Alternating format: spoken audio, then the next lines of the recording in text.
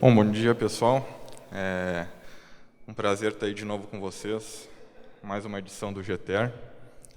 Eu tive na edição anterior falando sobre a parte Cloud Stack e hoje vamos falar sobre uma metodologia aí que a gente tem usado e tem dado muito certo nas implementações.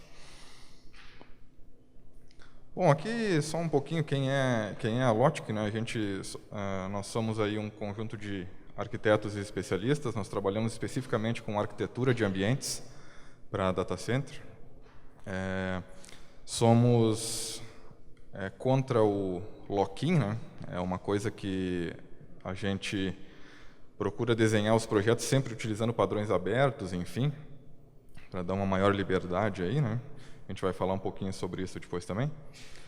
Aqui tem o meu e-mail de contato e algumas referências, tá? Depois aí a gente pode bater um papo, Skype, enfim.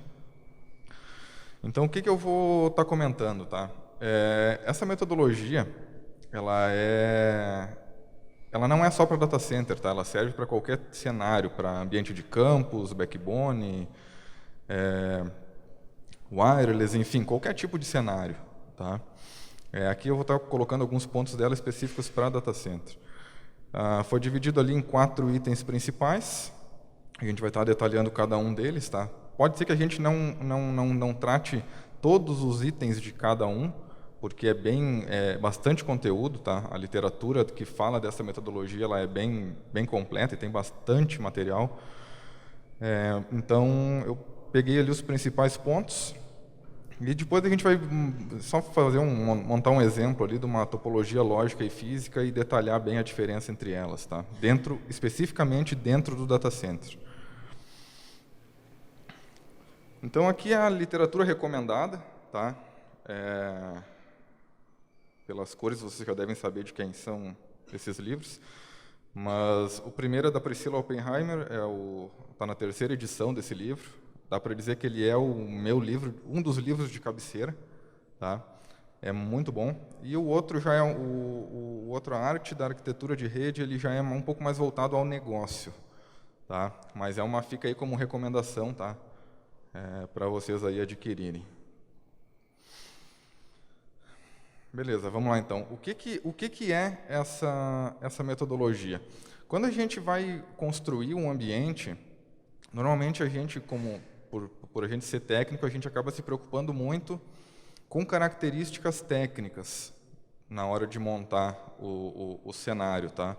Então, essa metodologia, o primeiro item que ela traz é a gente tentar identificar quais são as necessidades e os objetivos do cliente, da empresa de vocês, enfim, da onde essa metodologia for aplicada. Então, aqui eu dividi em 4 itens, tá? Analisando os objetivos do negócio e as suas restrições, analisando as metas técnicas, caracterizando as redes existentes ou redes legadas e caracterizando o tráfego da rede atual, tá? Ô Rubens, dá o play para nós aí. Beleza. Então tá. Analisando esses objetivos, tá? A primeira coisa que a gente tem que fazer, e normalmente a gente vê que o pessoal acaba não fazendo, é conhecer a empresa, tá? O que a empresa faz, o que ela entrega, qual é o negócio dela, quem são os concorrentes dessa empresa, como que eu posso montar um cenário pensando em otimizar não só a parte técnica, mas como melhorar a entrega de serviços para os clientes internos e internos dessa empresa. Visibilidade ao projeto. Vocês devem passar por isso, eu passo por isso constantemente. A gente conseguir dar visibilidade a um projeto de rede dentro de uma empresa, cara, é complicado. Tu pega uma aplicação de negócio, essa aplicação de negócio ela tem uma torneira aberta, que não tem muitos limites orçamentários. Agora, tu vai falar de um projeto de rede, um projeto de data center em determinados pedaços dele, tu conseguir viabilizar orçamento para isso é complicado, porque é um negócio que não aparece, só aparece quando dá pau, né? Quando dá pau, aparece. Então, a gente tentar dar visibilidade a esse projeto, tá? Conseguir dar que ele chegue nas gerências, nas diretorias, para que eles consigam ver a importância. Sem uma rede, cara, qual é a empresa que vai funcionar sem uma rede hoje? Nenhuma, né? Entrevistando o cliente, isso aqui é uma outra coisa muito importante, a gente conseguir falar com cada equipe de desenvolvimento, equipes de negócio, gerentes, CIOs, enfim, a gente conseguir reunir eles, cada um no seu quadrado, claro, mas a gente conseguir levar para eles a ideia desse projeto e eles conseguir colocar o que eles precisam, quais são as necessidades que eles precisam, né?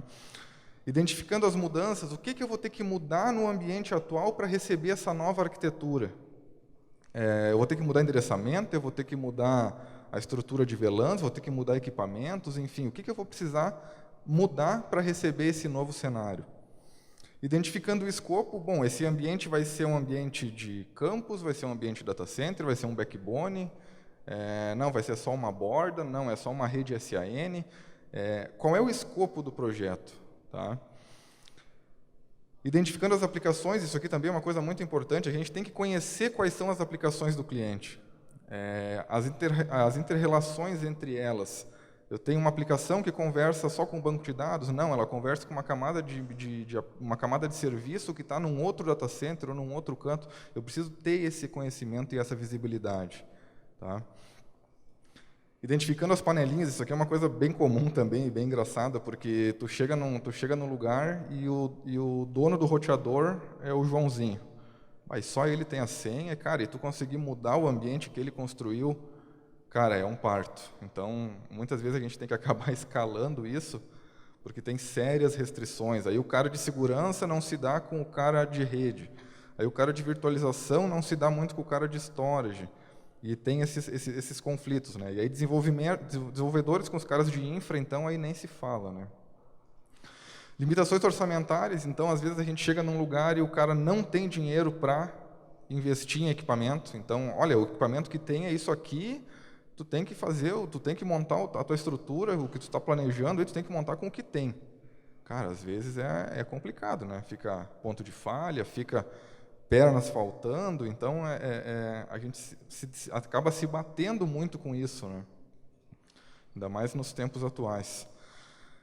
Limitações de pessoas, aqui no caso, às vezes o cara tem uma pessoa para cuidar de toda a infra, ou no máximo duas, é o backup do cara, né? Às vezes tem bastante pessoas, mas a empresa não incentiva treinamento, não incentiva cursos, então o pessoal acaba ficando um pouco atrás assim, do que poderia explorar dentro de um equipamento, dentro de uma arquitetura. E o tempo de projeto, né? Não posso começar um projeto e terminar ele daqui 5 anos também, né? Beleza, o segundo item aqui, então, as metas técnicas, né? A gente falou um pouquinho de negócio, então a gente ter esse entendimento, tá? A importância de envolver o negócio num projeto de arquitetura de infraestrutura. E aí as metas técnicas. A primeira coisa, hoje eu vejo a escalabilidade tão importante como a alta disponibilidade. Tá? Eu tenho que ter um ambiente escalável. Hoje eu tenho uma estrutura que eu tenho, por exemplo, 50 hosts de virtualização. E começou a crescer demanda, principalmente em provedores de serviço. Cara, o meu ambiente tem que estar preparado para escalar sem ter que mudar a topologia. Porque quando eu chego numa limitação que eu não consigo mais escalar por uma limitação da arquitetura, aí eu vou ter que mudar essa topologia e, cara, aí vai ser o caos. Tá? Eu vou ter que montar um ambiente paralelo, eu vou ter que pegar todo o meu legado e ir migrando aos poucos para esse novo ambiente, acaba sendo um transtorno. Então, bolar um plano de expansão. Hoje também é muito comum, as empresas elas fazem um planejamento para daqui 5 anos, para daqui 7 anos. Então, aonde que a empresa quer chegar daqui 5 anos? Já vamos pensar na arquitetura até onde ela quer chegar. Expandindo o acesso aos dados. Tem muitas corporações que hoje, por exemplo, uma filial não acessa o data center centralizado ou uma aplicação por uma limitação tecnológica ou uma limitação de banda, enfim, uma limitação de uma aplicação que usa um protocolo muito pesado. Então, a gente pensar nisso no sentido de como que eu vou distribuir isso, como que eu vou permitir que lugares remotos, vou permitir que pessoas que não acessem determinados sistemas hoje passem a acessar. Restrições de escalabilidade a questão, por exemplo, o que a gente mais vê é porta, né? Porta de switch.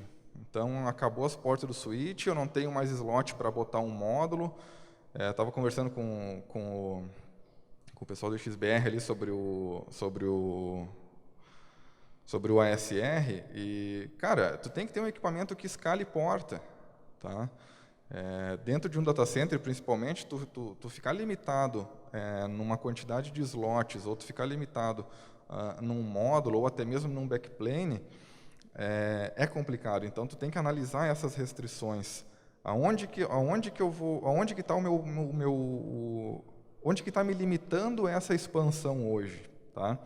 Alta disponibilidade, plano de disaster recovery. Então, o pessoal às vezes fala em DR. Não, eu quero fazer DR de todo o data center. Cara, isso não é um DR. O DR é tu linkar com as equipes de negócio, com as áreas de negócio, quais são as aplicações que precisam estar no ar num momento de crise que é crítico, né? O DR é crítico mesmo. Pegou fogo no data center principal e a empresa não pode parar. Tu levar todos os serviços para um outro data center, se a tua arquitetura das tuas aplicações não está preparada para isso, se tu não usa o 12 Factor, se a tua aplicação não é uma aplicação escrita para cloud, por exemplo, tu levar todas elas para um DR, cara, é penoso, é penoso. Então, linkar isso e quais são as aplicações que vão participar do plano de DR, tá? Aplicações e serviços, né? Os requerimentos de alta disponibilidade, o que uma aplicação tem que atender na sua arquitetura para ela ser aderente à alta disponibilidade que a infraestrutura oferece.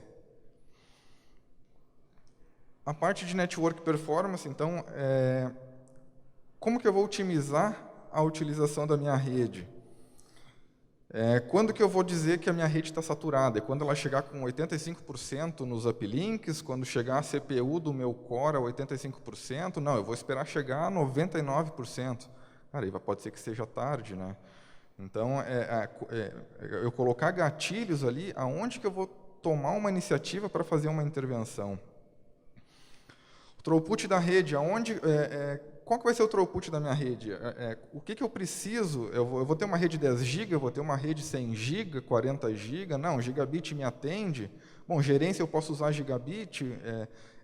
Aonde que eu vou colocar e dividir esses throughputs e caracterizar cada cenário na melhor banda possível, né?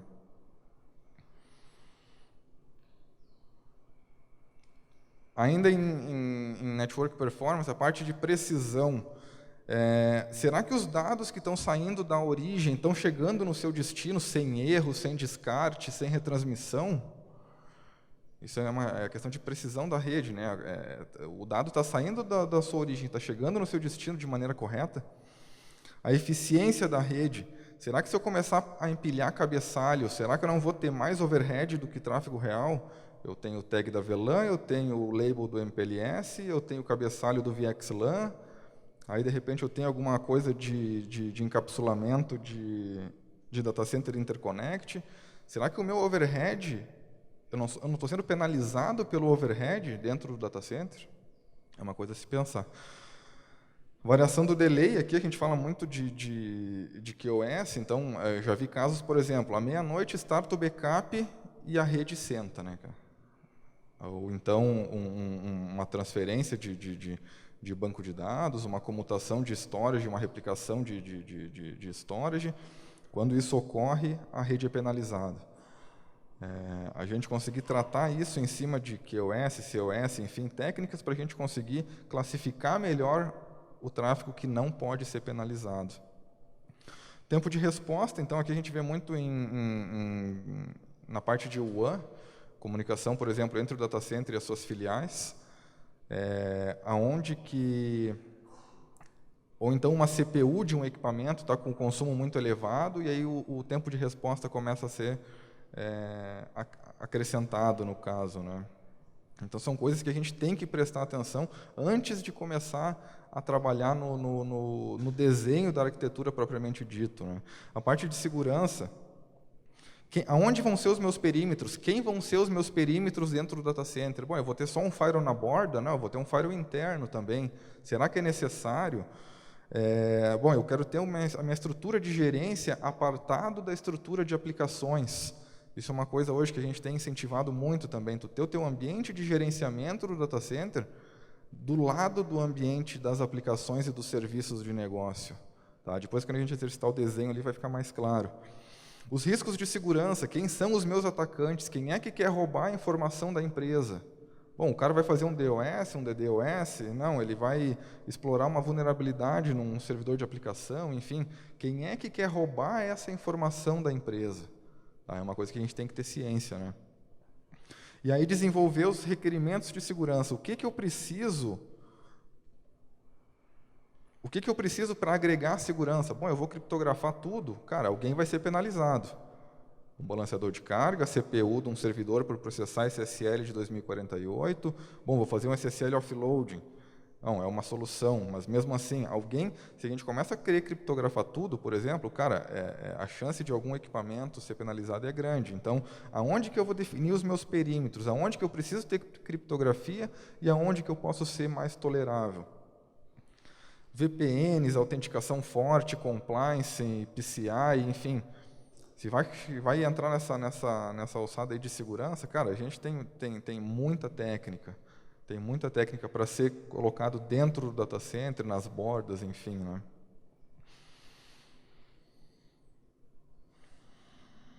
E ainda nas metas técnicas, o gerenciamento.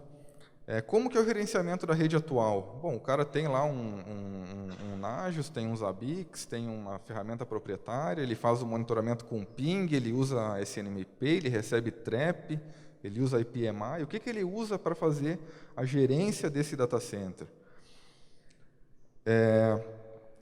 Gerenciamento de configuração. Existe um gerenciamento de configuração, um versionamento, o cara alterou uma configuração, automaticamente ela é salva num repositório Git, num SVN, enfim, e é versionado. Eu posso comparar a configuração que estava há 5 minutos atrás com a configuração que foi feita. Eu tenho log centralizado, eu uso alguma solução para centralizar os logs de todos os equipamentos, fazer correlação. Aqui a gente sugere o ELK, né, Elasticsearch, Logstash, Kibana, é um conjunto de ferramentas aí fantásticas para centralização de log. A parte de gerência de configuração, acho que todo mundo aqui conhece o Rancid, né, eu gosto muito dele, apesar de ele estar um pouco defasado, né, mas ainda funciona muito bem. O meu gerenciamento ele vai ser em band ou out of band? Eu vou fazer ele out of band porque eu tenho uma porta dedicada. Bom, eu tenho uma porta só, e se o switch que está conectado a essa porta de gerência cair, eu perco a gerência do meu switch? Não, então eu vou fazer em band porque eu subo com 2 uplinks e faço uma gerência em band. O que é melhor? É uma questão de analisar caso a caso, né? Usabilidade. Hoje, tu chega dentro de um ambiente, tu pedir para um cara, por exemplo, um desenvolvedor, cara, eu quero saber por onde a tua aplicação passa. Ele só sabe dizer o IP e o DNS da aplicação. Ele não sabe que passa pelo firewall de borda, que o firewall de borda roteou para o core e o core entregou numa rede local. Ele tem que saber isso, pelo menos o desenho lógico ele deveria saber. O físico para ele não interessa, tá? O físico deixa para o cara de infra, mas o desenho lógico do ambiente o cara tem que saber, a empresa tem que conhecer, ela tem que saber por onde as coisas trafegam dentro da estrutura dela. Adaptabilidade, no caso aqui, é o quê? A tua infraestrutura está preparada para receber novas tecnologias sem sofrer grandes mudanças? Saiu um protocolo novo, saiu um equipamento novo lá para controlar o DOS, o cara é o suprassumo da segurança. Será que eu preciso mudar minha topologia de borda para receber esse equipamento? Então, eu consegui fazer um desenho que eu consiga adaptar ele de maneira fácil para receber novas tecnologias. Tá? Beleza, ainda identificando as necessidades, caracterizando as redes existentes, então aqui eu tenho que fazer um desenho da rede legada para conseguir mostrar e para conseguir entender aonde estão os pontos de falha e os pontos de gargalo. O plano de endereçamento, o cara usa esse tempo que a gente pegou um projeto aí que na rede de iSCSI o cara usava 4 redes /16 privadas, né? Para interconectar em torno de 20 equipamentos. Tem necessidade disso? Não tem, né, cara? Redes de trânsito, o cara poderia usar um /30, um /29, o cara usa um /24 inteiro. Entender esse plano de endereçamento, conseguir trazer uma sumarização para o ambiente novo, né? Os tipos de cabeamento, o cara tem cabo lá que foi o chinês que grimpou, nada contra os chineses, né? Mas a gente pegou um projeto esses tempos de um container, cara, era terrível os cabos, eram os fios tudo para fora, assim, do conector. Como que eu vou... Eu tenho que ter um mínimo de uma estrutura física aceitável, pelo menos no cabeamento, né? Ter uma fibra de qualidade, ter um cabo de qualidade, um cabo certificado. A disponibilidade da rede. Quando que a rede falha? Ela falha uma vez por semana, ela falha a cada 2 dias, eu tenho problema com looping, o usuário não pode ver um cabo de rede desconectado que ele tem que conectar. A utilização da rede também é uma coisa muito importante, quando chegou no limite, como que eu vou conseguir escalar esse ambiente? Né? Não, a rede já está no gargalo, eu preciso montar uma estrutura nova, eu preciso mudar o tipo de mídia.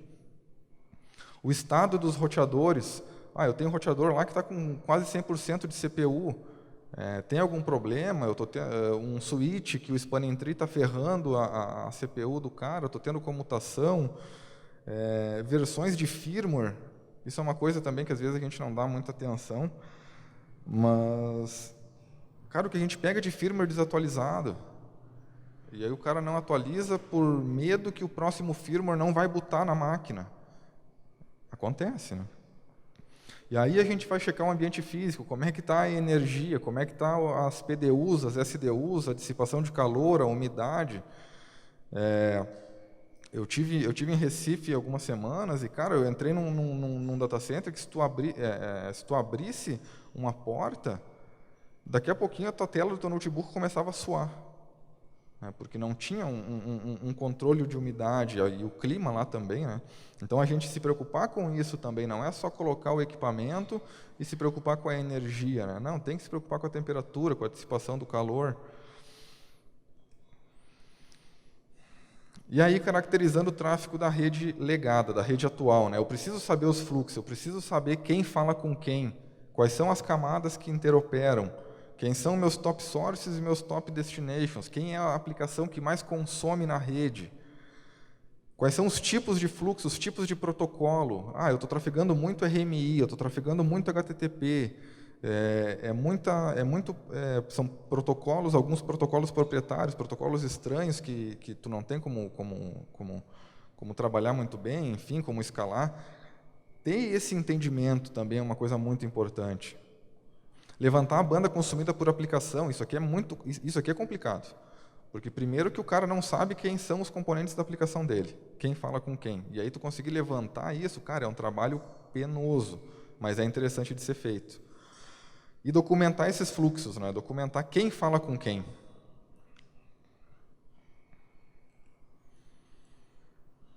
Beleza, então a gente sai da primeira parte, que é identificar os objetivos do negócio e as restrições, tá? E vai para o design da rede lógica. Tá?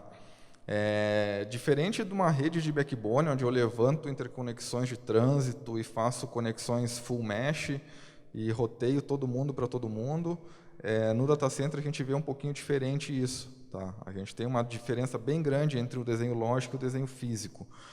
Então, aqui esses itens a gente considerou os principais. Desenhar a topologia lógica, especificando os modelos de endereçamento, quais são os protocolos de roteamento e as features para L3, desenvolver as estratégias de segurança e as estratégias de gerenciamento.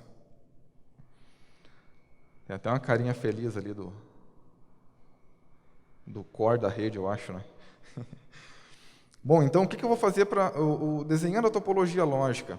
Pessoal, no data center, a gente não pode pensar que a rede do data center é similar a uma rede de backbone. Ela tem que ser simples. A rede do data center ela tem que ser o mais simples possível.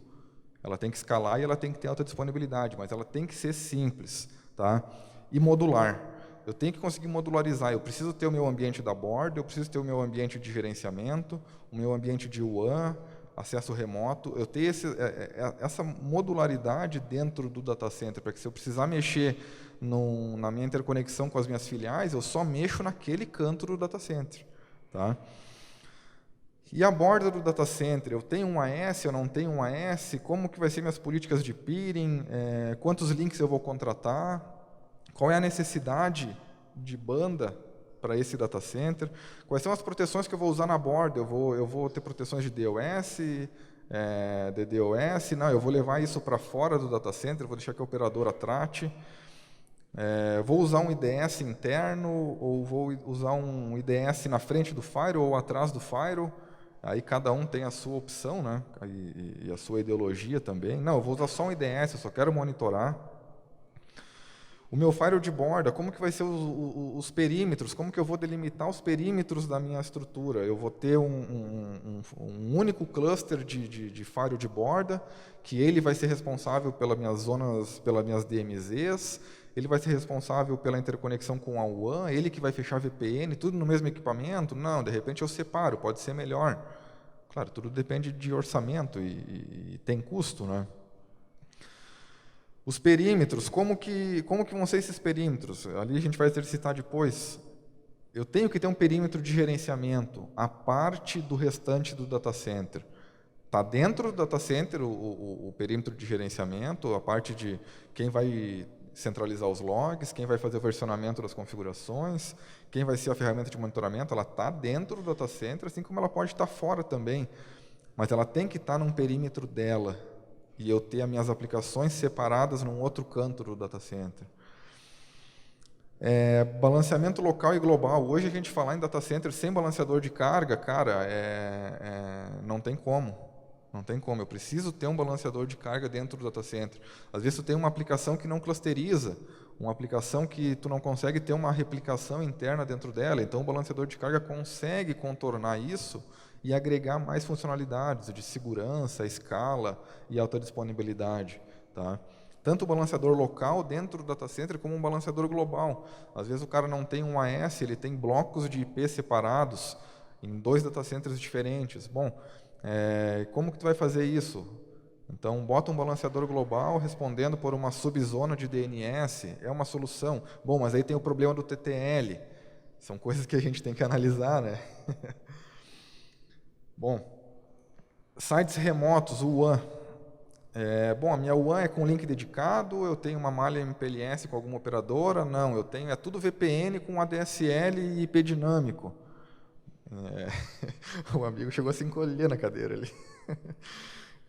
Acontece. Então, como que vai ser essa estrutura de WAN? Eu tenho grana para investir numa malha MPLS? Não, não tenho. VPNzinha mesmo. Bom, então vamos à luta, né? Vamos levantar com o que tem. Claro, pensando sempre, né? No melhor possível, colocando os prós e contras de cada solução. O acesso remoto, eu vou ter VPN client to site, site to site, multi-site, eu vou usar um gateway de VPN específico? Não, eu vou usar no próprio firewall de borda do data center. Depende. Segmentação L2, eu vou continuar trabalhando com VLANs? Cara, tu não vai sair da VLAN, esquece. Tá? Tem muita coisa nova aparecendo, VXLAN. Hoje, VXLAN dentro do data center a gente vê para rede guest. Tá? Mas não em trânsitos entre equipamentos, aí eu tenho que começar a ter gateways VXLAN para fazer tradução de VXLAN para VLAN. Então, é uma tendência, com certeza, VXLAN é uma tendência dentro do data center, mas às vezes o fabricante coloca isso como uma coisa muito simples de implementar, com arquiteturas de referência, enfim, mas tu vai montar a tua arquitetura, a tua arquitetura pensada no negócio, cara, tu implementar VXLAN pode ser um pouquinho mais complexo. Segmentação L3, eu vou trabalhar com VRF na minha estrutura de core. Bom, eu preciso separar o meu ambiente de gerenciamento do meu ambiente de aplicações. E eu quero que tenha um firewall no meio desse cenário. Eu tenho equipamento hábil para ter Layer 3 separado? Não, eu não tenho. Eu só tenho um equipamento que faz VRF. Bom, então eu vou usar tabelas de roteamento separadas. É uma solução. Tá? O que mais? Beleza, o outro item. Especificando modelos de endereçamento, sumarização e nomenclatura. Eu tenho hoje um bloco IPv4 e o pessoal do NIC incentivando o IPv6. A minha topologia, a minha arquitetura, ela tem que estar preparada para receber os dois formatos. Tá? Eu vou ter VLANs para IPv4, VLANs para IPv6? Não, cara, isso vai agregar complexidade no teu ambiente, dentro do data center. Na borda, se a operadora quiser te entregar IPv6 numa VLAN e IPv4 noutra, bom, está na borda. Mas dentro do data center é complicado, tá? Porque tu começa a trazer uma complexidade para a topologia lógica e tu começa a perder um pouco da visibilidade da estrutura. Tá? Vou usar NAT, vou usar PAT. Não, eu tenho um bloco, está me sobrando IPv4, né? Então eu vou botar IP público em tudo. Acontece. Acontece. O cara tem IP público até na impressora, no telefone VoIP dele. Cara, isso é comum. A gente vai nas universidades, a impressora tem um IP público. Né? São blocos grandes, né? Mas e o enterprise, e o cliente privado, que tem uma limitação de bloco? Hoje ele consegue um /24, no máximo aí um /22, e ele vai sair usando IP público em tudo? Não, eu vou ter que começar a fazer NAT na borda para determinadas aplicações. A minha gerência eu posso fazer NAT, as minhas aplicações de negócio não, vou usar IP público. Ou então redirecionamento de porta, enfim, né? Pior ainda, né? Se o cara tem, às vezes a operadora entrega um /27 para o cara e o cara tem um monte de aplicação e ele começa a levantar uma aplicação em cada porta, né? Meus servidores, eu vou usar IP estático ou IP dinâmico. Hoje os orquestradores ajudam muito nisso. CloudStack, OpenStack, OpenNebula, enfim, diversos orquestradores aí, eles ajudam nisso. Eu passo a ter os servidores com IP dinâmico, né? IP dinâmico, só que ele é fixo por baixo, né? O DHCP server desse orquestrador acaba amarrando o MAC da máquina virtual a um IP. É bom, mas às vezes o cara não, o meu servidor eu prefiro que ele tenha um IP fixo, porque daí nunca vai mudar. Bom, tudo bem, a escolha não tem problema, vai funcionar da mesma maneira. Sumarização. Cara, o que a gente pega de redes não sumarizadas e o cara tem rotinha pingada para todo lado dentro do data center. Isso é um problema. Apesar do data center muitas vezes não ser muito grande, mas tu ter um monte de rotas quebradas dentro dos teus equipamentos de camada 3, pode trazer um pouco de complexidade. Então, vamos tentar sumarizar. Vamos pegar um pedacinho do bloco só para trânsito, um pedacinho do bloco só para redes atrás do core, um outro pedaço do bloco para as DMZs atrás do Fire, um outro pedaço para o WAN. As redes de trânsito, vamos ter atenção nas redes de trânsito, vamos usar redes menores. Tá? Vamos colocar nome nos IPs, vamos configurar reverso. Tá? Eu acho bacana quando tu dá um trace e tu passa por dentro de uma operadora e o trace responde lá que passou pela gigabit 01 traço alguma coisa ponto domínio. Aí saiu pela TEM gigabit 1/0/5. É bacana isso, o troubleshooting facilita. Claro, dá um trabalho, né? Dependendo do tamanho do ambiente, tu configurar reverso para tudo, enfim. Aí, de novo, o orquestrador pode te ajudar nisso. Outra coisa, selecionando os protocolos de roteamento. Será que eu preciso de um protocolo de roteamento dentro do data center? Será que se eu conseguir sumarizar as minhas rotas, será que eu preciso levantar um BGP, levantar um SPF? De repente, com uma rota estática, eu resolvo toda a questão e não tenho que me preocupar mais. Então, aí que entra a sumarização, a importância da sumarização no ambiente. Sistema autônomo na borda, também é uma outra coisa, que é bem interessante. Eu vou ter meu bloco, eu pego esse bloco e eu quebro ele internamente, eu divulgo ele entre um pedaço por cada link. É uma coisa que é bem interessante também. Até fundamental, né? Hoje dentro de um data center de médio e grande porte sem um AS, cara, é inviável. A parte de WAN, mais a parte remota, né? Bom, não, mas eu não abro mão do meu protocolo de roteamento dentro do data center. Então, o que eu vou usar? Eu vou usar BGP ou vou usar o SPF? Cara, o BGP é muito mais flexível, mas o SPF atenderia? Cara, atenderia, é só para redistribuir uma rede diretamente conectada. Bom, vou usar um ou outro. Cara, depende do cenário, depende da arquitetura. Tá? Ambos vão funcionar muito bem dentro do data center. Tá? Quando fala em borda, a gente só fala em BGP, não tem o que fazer. Mas e dentro? Bom, eu já vi casos do cara pegar e colocar ISS para fazer o roteamento dentro da estrutura de gerenciamento do data center, aí ele usa o SPF para fazer a comunicação dos equipamentos que hospedam as aplicações, por exemplo, os roteadores e balanceadores, enfim. Começa a ter uma mescla aí de protocolos dentro do data center. É uma opção. Estratégias de segurança. Cara, a segurança tem que ser um pré-requisito do ambiente. Tá? Uma aplicação vai entrar dentro do data center, tem que ter alguém olhando pela segurança, porque se for pelo desenvolvedor, ele tem um prazo muito apertado, ele tem que botar a aplicação no ar. Tá? Então, o negócio, a empresa, ela tem que ter uma noção que segurança é importante.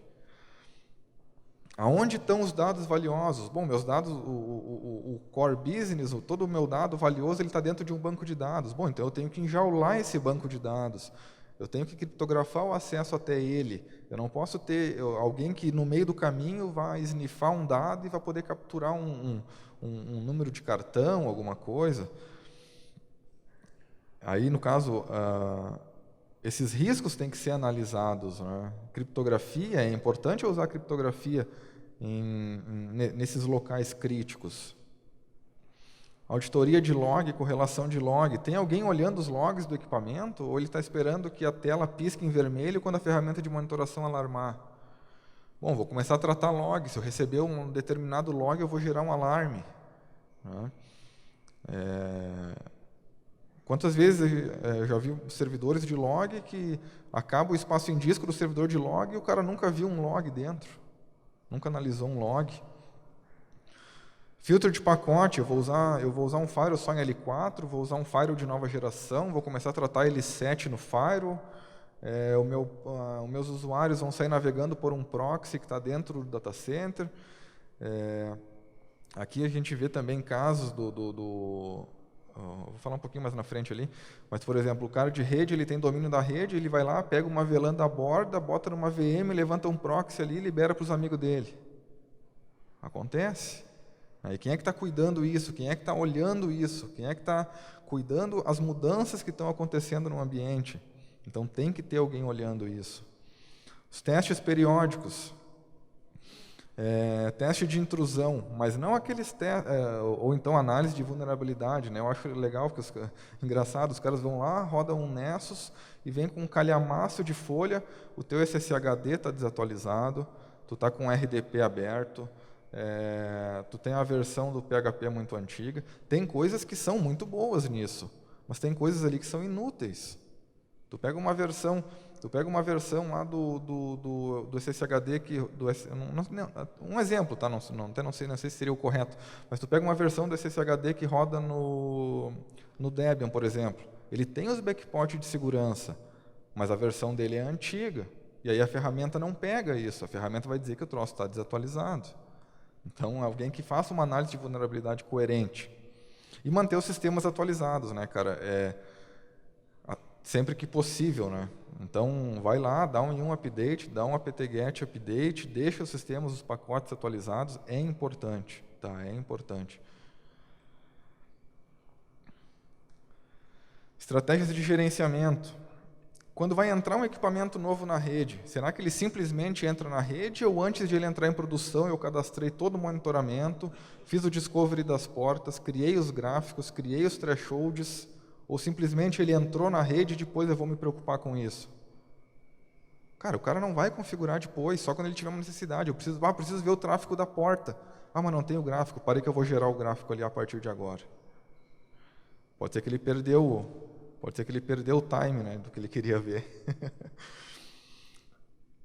Gerência de configuração, começar a trabalhar com RBAC, começar a trabalhar com níveis de permissionamento dentro dos equipamentos. Tá? versionamento, de novo, tá? Eu tenho que versionar minhas configurações. O gerenciamento vai ser centralizado ou vai ser distribuído? Aí, de dentro da rede, lá o teu Zabbix está dizendo que o serviço está ok, mas o usuário que está fora está reclamando. Cara, eu tenho que botar um proxy fora, num outro data center, dentro de um provedor de cloud, mas um cara que venha pela internet simulando o acesso do usuário. Tá? É uma coisa fundamental também. De novo, a gerência em band ou out of band. Switch, cara, todo switch hoje tem uma porta out of band de gerência, mas ainda a gente prefere monitorar, fazer a gerência do switch de maneira in band, porque os uplinks são redundantes. Né? Os protocolos de gerenciamento, praticamente a gente vai usar o quê? CNMP, RMON, IPMI, vai receber trap, vai tratar essas traps, vai fazer só get, vai usar, enfim, quais protocolos eu vou usar para fazer o gerenciamento? Qual ferramenta de gerenciamento eu vou usar? Vou usar uma open source, vou usar uma proprietária? Não, eu tenho grana e eu quero investir em uma solução proprietária. Bom, será que na hora que tu for renovar essa solução não vai sair muito caro, por tu estar amarrado a esse fabricante? Hoje a gente tem soluções open source, aí, os Zabbix, Centrion, o próprio Nagios, cara, são muito boas e muito flexíveis. Tá? Dá um trabalhinho no começo, até tu criar os teus templates para os teus equipamentos, dá, mas depois é só aplicar o template. Né? Faz isso por API também. Definindo os SLAs e os thresholds, não adianta eu ter uma ferramenta de monitoramento que me gere alarme de tudo. A máquina subiu 1% da utilização do disco, gerou um alarme. A CPU deu uma oscilada, gerou um alarme. Aí ela voltou, gerou um outro alarme. Cara, chega num ponto que o cara cria uma regra no e-mail dele e manda os e-mails para o DevNull. Ele não vai ficar olhando. Chega 2.000 e-mails por dia dele, da ferramenta de gerenciamento, ele não vai olhar isso. Então, o que realmente precisa ser monitorado? Beleza, a gente saiu de algumas coisas importantes que têm que ser definidas por desenho lógico. Agora a gente vai para o desenho físico. Vocês notem que até aqui a gente não falou de equipamento, não falou de fabricante, não falou de placa, não falou de nada. A gente está falando só de características para a arquitetura. Na rede física, qual vai ser o tipo de mídia e o tipo de cabeamento que eu vou usar? Bom, hoje o data center está tendo uma demanda muito forte de 10 GB. Mas será que se eu usar 10 GB no servidor com fibra, o custo não vai ser muito maior do que eu usar 10 GB em cobre? Com certeza vai ser. Eu tenho que me preocupar com transceiver, eu tenho que me preocupar com cordão óptico, de repente eu vou ter que me preocupar com DIO. Então, é uma demanda do data center hoje, 10 GB em cobre. Tá? O preço do switch também caiu muito, comparado ao switch de fibra. Os protocolos de switching que eu vou usar. Bom, eu vou usar spanning tree dentro do data center, ou eu vou usar um link aggregation. O que eu vou usar na camada de switching? Protocolos para switching. Aí, então, a gente vai desenhar a topologia física e depois que a topologia física estiver desenhada, a gente vai pensar em que equipamento adquirir. Então, beleza. Definindo o tipo de cabeamento, vai ser fast, giga, 10 giga, 40 giga, o que vai ser? Vai depender da demanda. Fibra ou par trançado? Topologia vai ser top of rack ou vai ser end of row? Top of rack, o cabeamento dos servidores não sai de dentro do rack. End of row eu vou ter que ter um painel de espelhamento, um painel de fibra ou um painel de par trançado.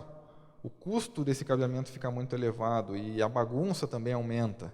Então, top of rack é a melhor opção. Tem gente que gosta de trabalhar com cor. Não, eu vou botar para a rede iSCSI, eu vou botar cabo amarelo, para DMZ eu vou botar cabo vermelho, para a rede local vai ser cabo azul. Tem gente que gosta das cores. Né? Ferramentas para documentação. Aqui eu recomendo uma muito boa, acho que quase todos devem conhecer, que é o Hacktables, para documentação física. Cara, é fantástico. É fantástica a ferramenta, Hacktables. E os custos e os objetivos dessa rede física. Eu ter o HA do HA do HA, o meu custo vai ser 3 vezes maior que se eu tivesse só o HA. Tá? Então, Às vezes a gente chega num lugar e o cara, não, eu quero ter a redundância da redundância. Bom, então tu vai gastar o dobro de porta para fazer isso. Vai ter um custo maior. Precisa? Ah, não sei. Não, só o HA resolve, vamos testar. Resolveu? Pronto. Os protocolos de switching. Cara, data center não tem que ter spanning tree bloqueando porta. Tá? Tem que ter spanning tree ativo no switch? Tem, mas ele não tem que estar bloqueando porta. Tá? Explorar o link aggregation, LACP ou então port channel estático. Ou então alguma coisa como um VPC-like da vida. Sempre pensar em stacking, sempre pensar em cluster de switch, tá? Onde eu pego 2, 3, 4, 8 switches e transformo numa entidade lógica única. Tá? Isso é mandatório dentro do data center. VLAN tu vai continuar usando, isso por muitos anos. Replicação de VLANs entre core e acesso, entre distribuição e acesso. Tem gente que gosta, tem gente que não gosta. Vou usar um GVRP, um VTP da vida, vai diminuir o meu trabalho operacional. Depende, tem gente que gosta, tem gente que não gosta. Como que eu vou fazer as extensões de VLAN entre data centers? Eu vou pegar um LAN to LAN, vou estender o L2 puro.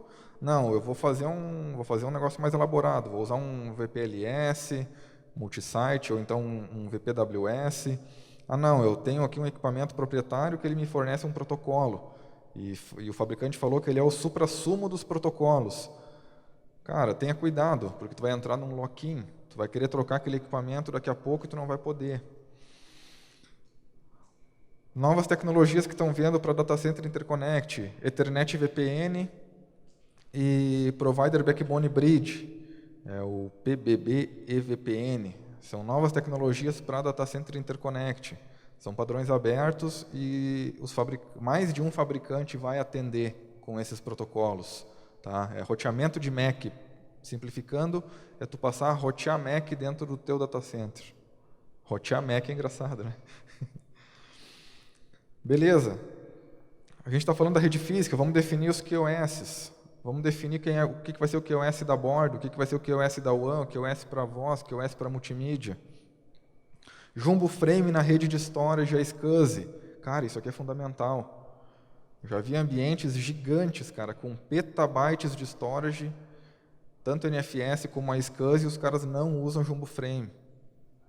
É inviável isso, teu custo é muito alto de transmissão. E na rede SAN, eu vou usar NFS, a SCSI, FC ou FCOE. Vai tudo depender do custo também, né? Mais do custo do que da tecnologia aqui. Beleza, então vamos desenhar a topologia física, vamos explorar o stacking, a infra base sempre em pares, balanceadores, firewalls, switches core, switches topo de rack, sempre em pares. Vamos explorar o HA dos equipamentos, vamos testar o HA dos equipamentos. Quanto mais HA, maior o custo, tá? O cliente ou então a empresa tem que estar ciente que quanto mais alta disponibilidade ela quer, maior vai ser o custo. Vou usar uma topologia, vou criar uma topologia core distribuição e acesso ou vou ir para um leaf spine? Depende do caso. Eu preciso de muita porta 10 GB. Bom, então tu vai ter que ir para um leaf spine. Não, mas não tem uma densidade tão alta, então de repente um core distribuição junto e a camada de acesso atende. E analisar o oversubscription, né? Eu estou dando um gás aqui porque eu quero gastar um tempinho no desenho depois. Aqui a gente vai definir o fabricante. Pessoal, fuja do lock-in. Fuja do protocolo proprietário. Use só em último caso, quando não tiver mais alternativa. Tá? Porque no momento que tu tiver que renovar aquele equipamento, ou então tu brigou com o fabricante e tu quer colocar um outro, tu usou o protocolo proprietário, cara, te prepara, tu vai ter que mudar a tua topologia. Escolha o equipamento sempre baseado nos protocolos que tu vai utilizar. Ou então na densidade de portas, enfim. Não confie nos números do datasheet. Cara, os datasheets são mentirosos. O cara bota ali que o firewall dele, ele consegue processar 10 GB de tráfego de pacote UDP de tamanho 1500. Isso aí não é parâmetro para te definir um firewall. Tu tem que pensar em tráfego iMix, em tráfego que tu tem pacotes de todos os tamanhos, todos os tipos de protocolo. O datasheet, normalmente ele mostra o número mais alto, né? Principalmente para editais. Prova de conceito, o interesse é do fabricante, ele vai colocar um equipamento dentro da empresa para te testar. Funcionamento do HA, quantidade de portas, pense numa expansão de portas, nível do suporte, tu vai abrir um TAC, será que esse TAC me retorna em tempo hábil? E com isso, tu desenhando a tua arquitetura, pensando em padrões abertos, tu vai estimular a concorrência. Não é que tu vai fazer um leilão, às vezes até tu pode fazer um leilão, mas olha, cara, a minha topologia eu preciso desses protocolos. Fabricante A, B, C, D, E e F atendem. Tu tem que te virar para reduzir esse preço. Beleza. E por último, testando, otimizando e documentando o projeto. Eu estou com os livros ali, depois, quem quiser dar uma olhada nesses tópicos também, tá? Tem até mais coisa, mas eu tentei dar uma resumida, acabou não ficando tão resumido. Fazer testes da indústria, tá? Tem Mier com App Labs, a CSA, tem testes prontos de mercado e testes confiáveis, tá? É bacana utilizar. Escreva um plano de teste, defina o escopo do teste, defina qual é o critério de aceitação desse teste. Tá? Quais são os tipos de teste que eu vou fazer? Vai ser um teste de DR? Vai ser um teste só de uma determinada aplicação? Uma replicação de storage? Teste automatizado e teste manual? Tem Ansible, tem Puppet, tem Chef, tem Salt, tem diversas aplicações para auxiliar nesses testes automatizados. Implementa o plano de teste até chegar num ponto que tu pode testar a tua infraestrutura em produção a qualquer hora do dia. Pode chegar nesse nível, não é fácil, mas dá para chegar. Beleza, otimizando o data center, otimização de banda, reduzindo o delay, classificando as aplicações, camadas de cache, proxy, balanceadores locais. São itens aí fundamentais para estar otimizando a infra do data center. E a parte de documentação. Cara, o desenho da topologia é muito mais importante do que 300 páginas de encheção de linguiça. Tá? Então, com, sei lá, 5, 10, 20 desenhos da topologia, tu consegue descrever toda a rede do que tu dá um documento gigante para um cara ler. Tá? A gente faz porque o pessoal pede, né? Mas, cara, o cara pega o desenho, está tudo ali. Arquitetura de referência de infra e de aplicações. Montem uma arquitetura de referência. Cara, o desenho da infra é esse. As aplicações têm que ser aderentes a esse formato de infra, a essa arquitetura de infra. Plano de RFPs internas e conteúdo da documentação, né? Conteúdo que realmente interessa. Beleza, tem 5 minutos. Tá, vamos lá. Aqui eu tenho uma classe /22. Eu quebrei essa classe /22 numa classe /24. Essa classe /24 eu quebrei em algumas redes de trânsito. O primeiro /26 eu quebrei em classes de trânsito e ficou algumas livres. O segundo /26 num gerenciamento e o próximo /25 numa rede para servir os hosts. Aí eu tenho o próximo /24 para as aplicações, um outro /24 para DMZX e outro para Y. Eu tenho a minha borda, aqui é um desenho lógico, tá? Eu tenho a minha borda, Algar Telecom lá e o provedor do Zezinho. Eu tenho meus roteadores de borda. O teu provedor vai te entregar um /30, um /29, e tu vai levantar um trânsito eBGP com ele, e tu vai divulgar o teu bloco. É interessante levantar uma comunicação eBGP entre os meus roteadores, caso esse provedor caia a sessão dele e esse roteador possa sair pelo outro caminho. Isso aqui é um exemplo, tá, gente? Dá para fazer diferente. E o meu firewall de borda do data center? Eu tenho aqui um barramento, trânsito internet, é um /28. Por que um /28? Porque aqui é a minha borda do meu data center, a entrada do data center. De repente eu quero levantar um firewall de VPN aqui, direto na borda, por exemplo. Vamos definir os IPs. IP1 é o IP do gateway, o VRRP. IP2 e 3 IPs físicos. O meu cluster de firewall aqui, o IP4 é o IP do VRRP, IP5 e 6 os IPs físicos. Aí agora eu tenho aqui o meu core que vai hospedar a minha estrutura de gerenciamento. Aqui eu levantei esse core como sendo uma VRF.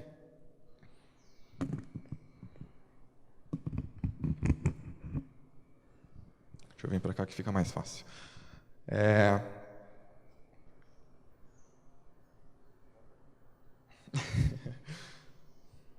Eu vou descer para cá. Bom, aqui eu tenho então o meu core para atender a rede de gerenciamento. Eu levanto uma rede aqui, 1/29, tá tudo sumarizado lá daqueles blocos lá. As flechinhas simbolizam a rota default. Aqui eu tenho meu /26 de gerenciamento. Nesse barramento eu vou botar os meus ABICs, vou botar o meu Logstash, vou botar tudo que é de gerenciamento da infra. E aqui eu tenho uma outra rede diretamente conectada para atender os hosts de virtualização, a gerência deles, por exemplo. Beleza, aqui eu tenho o meu ambiente de gerenciamento. Agora, as aplicações, eu consigo ter um core diferente ou eu vou levantar uma VRF? Bom, não tenho, vou levantar uma VRF mesmo. Então tá, para a gerência acessar as aplicações que estão aqui, vai ter que ter uma regra no Firewall. Agora, para a aplicação acessar o meu gerenciamento, não tem necessidade, então eu já incrementei uma segurança. A minha DMZ, a minha segunda DMZ, isso aqui é lógico, tá? A gente está falando de VLAN e classes de endereçamento. Beleza, mas como é que fica o desenho físico daquilo ali? Eu tenho 2 core, esses 2 cores eles estão clusterizados, é como se fosse um stacking. Eu tenho o meu switch de POP, também é um stacking. Eu tenho aqui 2 canais 10 gigabit, onde eu faço uma agregação de link.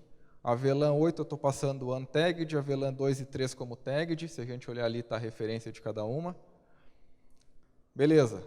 Lá no switch 1 eu vou ligar o provedor, o Service Provider A. No switch 2 eu ligo o provedor, o Service Provider B. Aqui eu já tenho uma redundância. Se esse cara cair, eu perco o link, eu ainda tenho o link no outro caminho. Se eu perder um core, esse cara assume, eu ainda continuo comunicação pelo outro lado. Aqui está o meu roteador de borda primário. Notem aqui, ó, ele está todo ligado fisicamente no core. VLAN 2 fala aqui por dentro com o link diretamente.